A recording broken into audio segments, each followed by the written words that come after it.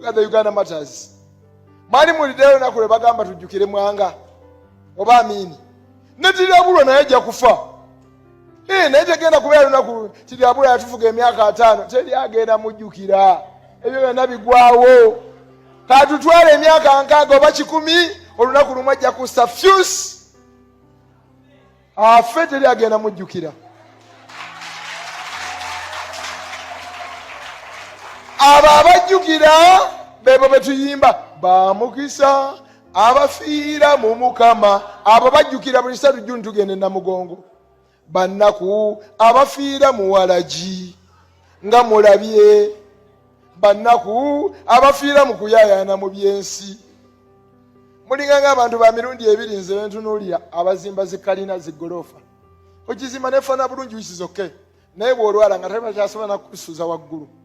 Ne bakuza mu kisenge kyawa. Olugenda bakujjana bakudeka ne mu ddiiro ku kafaliso. Nga tokyasula ku kitanda. Si kubanga ova ku kitanda n'okola ki? Kiringanga mu abatali Baganda n'ojja n'ogula mu nettaka mu Buganda, which is okay. Quote me right. Naye bw'oba ofudde bakuzaayo wamwe kabula mayido. Kalina gye wazimba mu Buganda n'ogireka. Tebakuziika mu kalina gye wakuze luddawa. Bano bangoba bano mutaka simanyi mu. Alright, omulungi atugoberera ku mukutu ogwa Credible Media. Yuji salamu alaikum wa rahmatullahi wa barakatuh. Ganja Fadige manya.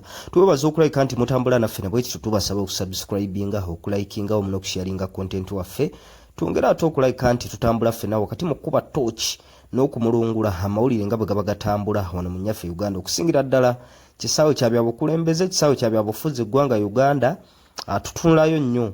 Naye n'amawulire agagwa mu aspects endala obuli awo tuba tusobola ogefumiitirizaako n'ogeebuulirako wakati mu kuzimba nyaffe Uganda nayo tutunulayo ne tulabika nti tutambula. Lunaku lwali tutandise ne vidiyo ya father oyo azza packaging obuli awo bakabwe mu scenarios ez'enjawulo ng'aboolekeza eri abakulembeze b'eggwanga ng'alaga obutali bumativu nga Munnayuganda kubanga tannabeera mukulembeze wa ddiini yasooka kuba Munnayuganda. Ate nga n'ebinyigiriza Bannayuganda naye bimuluma kuba embeera gye bayitamu mu mbeera ya bujjanjabi, mbeera ya byantambula n'ebintu byonna obooli awo mu nnansi byateekeddwa okufuna ne father obooli awo bikola ki? Bimukwatako.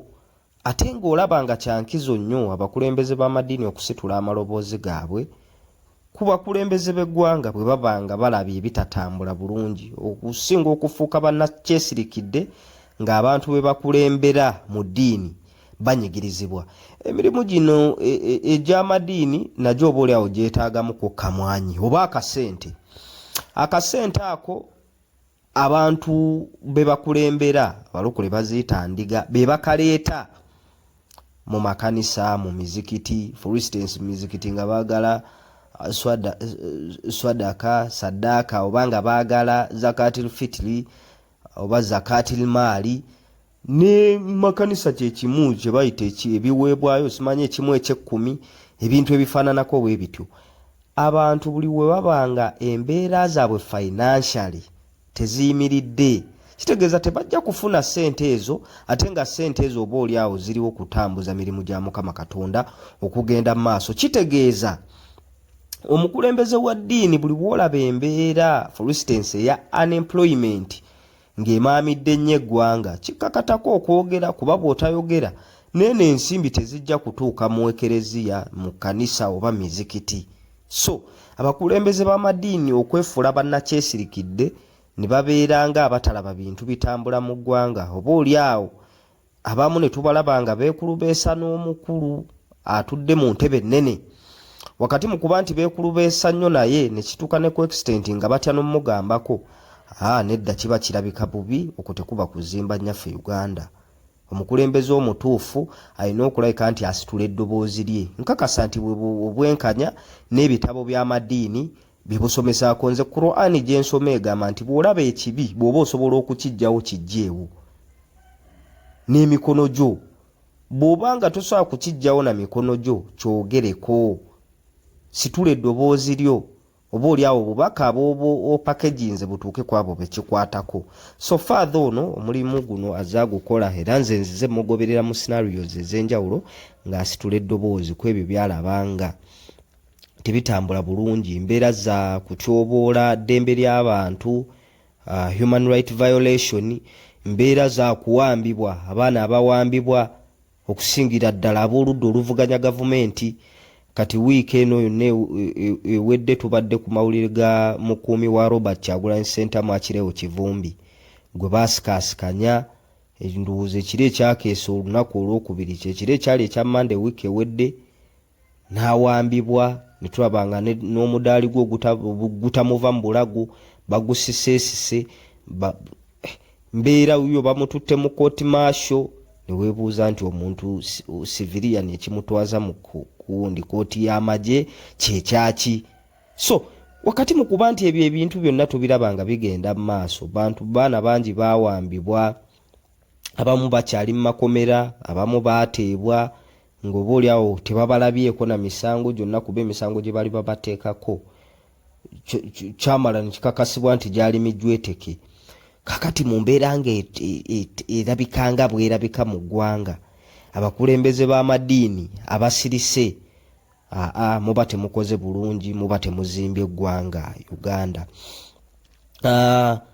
Wakati mu kubanga tulaba ebintu ebyongedde okutambula nga corruption, sikakasa nti ebikolwa ebyokulyaza amaanyi omwana Adamu akeera ku makya n'akwata ensimbi ze n'azisasula ng'omusolo gwawadde direct ne indirect taxes ze basolooza ku bantu, n'akeera ku makya n'avaayo okulaga obutali bumativu ku buli bw'enguzi oba oliawo obukutte wansi ne waggulu mu bitongole bya gavumenti, ekimuleeteddeyo obutareceiving kyateekeddwa ku receiving mu ngeri ya service delivery, n'agenda malwaliro nga temuli ddagala, n'ayita mu bikubo nga bifu byonna biringa ebigenda ewa Walumbe Ttanda, na buli kimu kyonna ne kiba nga tekitambula bulungi lwa buli bwanguzi olw'ensonga nti ensimbi ezandikoze ebyo abantu sekinnoomu bazikola ki?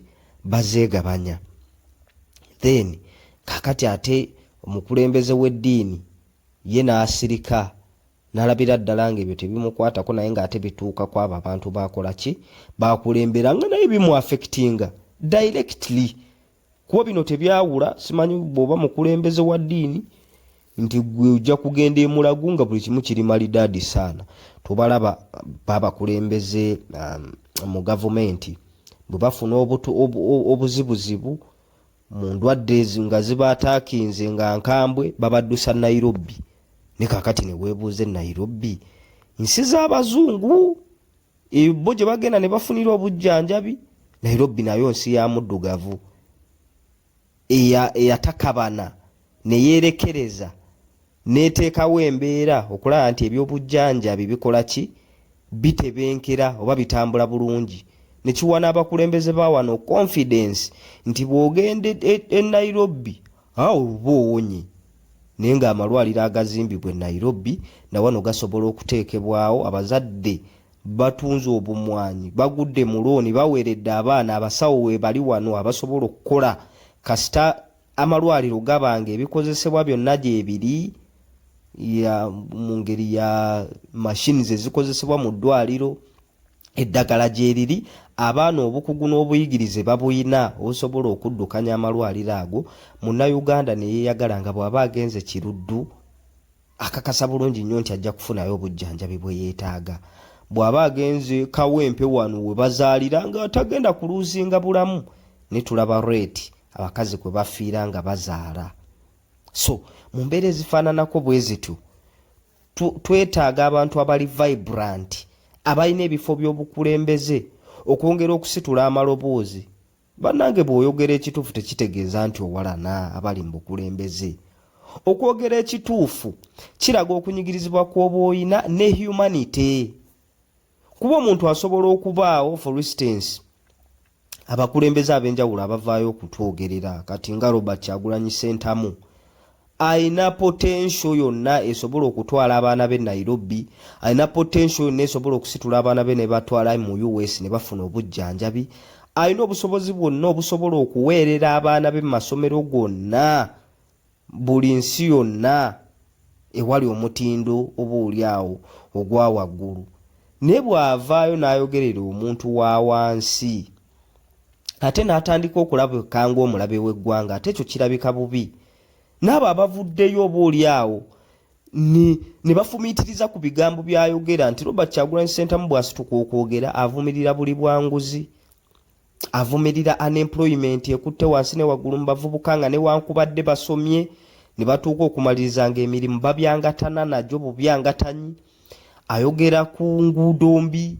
ayogera ku bya bulimi obuulyawo bitabaakingiddwa naye nga ffenna tukimanyi bulungi nnyo nti agriculture is the backbone of our economy okusinziira ku bbanga Uganda bwebadde etambulamu naye ng'abalimi tebabaakingiddwa akatale obuulyawo nako tekakuriyetingiddwa wano mu ggwanga n'ebweru w'eggwanga kitegeeza nti omulimi bw'amala okulima byonna byalime oyo yeerwanyeeko newankubadde nga kwafuuka kwa bbeeyi era agenda kubyangatana n'akatale atuuke ng'ebirime bye weebiri yabikola ki yateekamu akasente ke naye ng'ate akatale tekaliiwo kitegeeza at the end of the day agenda kubeera muloosi Robert Kyagulanyi Ssentamu n'abakulembeze bonna abali ku ludda oluvuganya gavumenti bibyo bye bagezaako okulayika nti bakola ki banja n'ate ne bukeera ku makya nga bannayuganda obuulyawo abeefumiitiriza ku bakulembeze bano bye boogera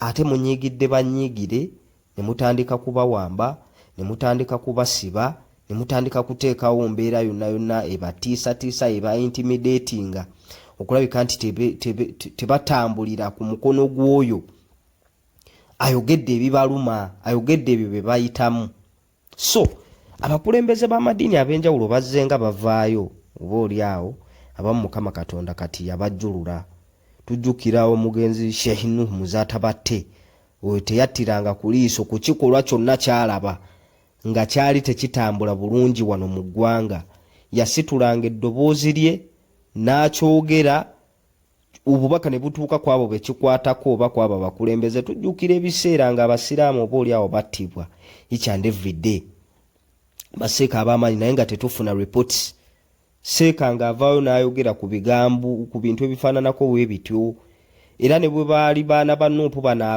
bwe baawamba ne basiba mu kalulu ka 2021 mwaka aweddeyo omu ku baasitula amaloboozi tujjukira omugenzi Dr.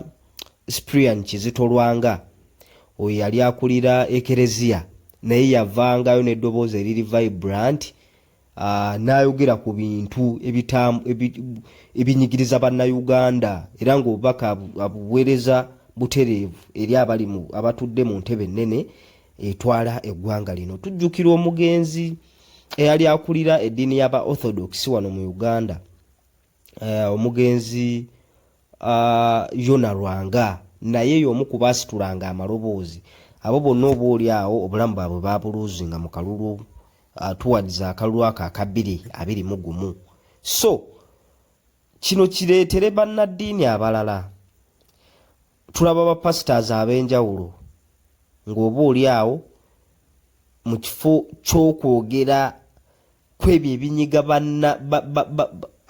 abantu be bakulembera oba endiga zaabwe ze bakulembera obudaala obumu baabufuula bwa byabufuzi ng'ate babukozesa kkuba abo aboogera ebinyiga endiga zaabwe Pastor Bugingo tumulaba abantu batuuka n'ekisa ne bagamba oba yavumbulayo Bayibuli ng'ennyiririzaayo zirimu Robert Kyagulanyi Ssentamu kubanga buli waakwata akamansukira asabula buli waakwata akamansukira aweereza obubaka ne weebuuza ekimukubya omukulu ki ate ng'omukulu tamuddiza siga nti balina entalo zaabwe ziri pasono naye bw'okidiiginga dipu olabira ddala ng'obaolyawo omukulu ayina entalo zalwana nga ziri politiko naye ng'obaolyawo azirwanira abo abatudde mu ntebe y'eggwanga ennene teri awalana gavumenti ekola birungi era n'abasobola okuwalana gavumenti ekola ebirungi for instance mu nsi eziri diplomatic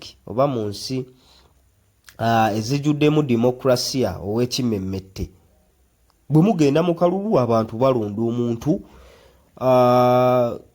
buli omu gwalaba nti yamuguziza ideologies entuufu ezinaatwala eggwanga maaso n'ezitebenkeza omutima gw'omulonzi. At the end of the day majority neesalawo nti bannange ono okusinziira ku namba z'abantu yasinza obbaguza ideologies ennungi oba yasinza obbawa manifesto ennungi ne bamuwa obwesigwe n'agenda mu ntebe y'eggwanga enkulu. Kaakati ono abadde amuvuganya naye abanaabamukiririzaamu era oli asobola okulya akalulu ku bitundu 5 ku bitundu 6 ono n'avaayo n'ebitundu 4. Kitegeeza naye alina abantu be. Mu kubeera n'abantu be olw'okuba nti ensi erimu democracy bakakkana ne bamanya nti bannange ono ideologies ze yatuguzizza ne manifesto ye ffe gye twasiimi naye ate tayiseemu olw'ensonga nti oli yafunye majority. Naye ne baba bakakafu nti mu kalulu akanaddako tujja kukomawo tuwagire omuntu waffe.